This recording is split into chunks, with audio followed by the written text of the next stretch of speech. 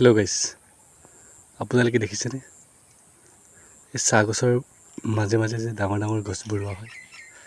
আমি সকলোৱে জানো যে এই ডাঙৰ ডাঙৰ গছবোৰে চাহ গছখিনিক ছাঁ দিবৰ কাৰণে ৰুৱে। এই ডাঙৰ ডাঙৰ গছখিনি নাথাকিলে চাহৰ কোনো অৰ্থ নাথাকিব।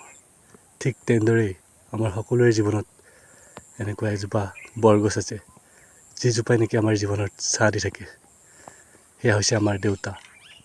চ' সকলোৱে নিজৰ নিজৰ দেউতাক ৰেচপেক্ট কৰিব শিকক। যেতিয়ালৈকে দেউতা আছে তেতিয়ালৈকে সিহঁতক সুখী কৰক।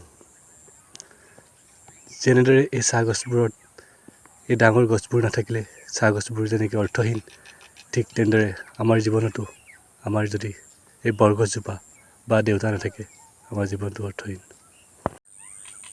সেয়েহে গাইছ, যেতিয়ালৈকে নিজৰ মা দেউতা আছে নিজৰ মা দেউতাক ভাল পাব শিকক, ৰেচপেক্ট কৰিব শিকক।